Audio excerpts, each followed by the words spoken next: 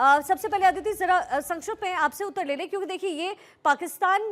की तरफ से जिस तरीके से आतंकवाद को हमेशा प्रायोजित किया जाता रहा है, और आज जब मीटिंग्स भी हो रही है बॉर्डर्स पर कि भाई दोनों देशों के बीच में समन्वय बना रहे, ऐसे में तैमूर राणा का भारत आना, ये प्रत्यर्पण करवाना भारत सरकार की कितनी बड़ी जीत? देखिए, समन्वय तो बहुत दूर की बात है। सबसे पहली बात यह है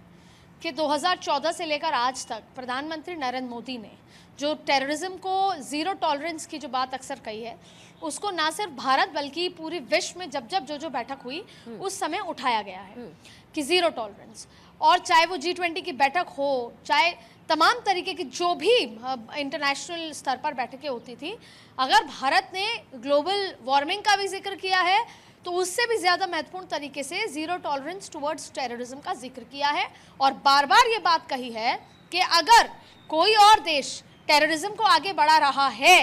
तो उसको माफ़ नहीं किया जाएगा, उसको बर्दाश्त नहीं किया जाएगा। और जब इंटरनेशनल फोरम पे ऐसे देश जिनको जो टेररिज्म को आगे बढ़ा रहे हैं, उनको जब इंटरनेशनल सपोर्ट मिलना बंद होता है तो जाहिर तौर पे उनकी, और ख़ास तौर पे अगर पाकिस्तान का जिक्र करें,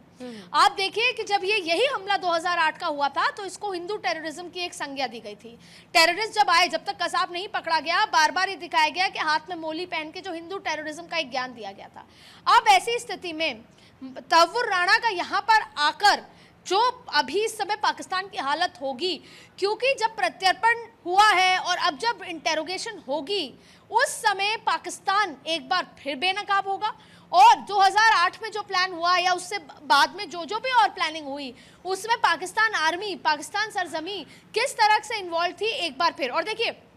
अमेरिका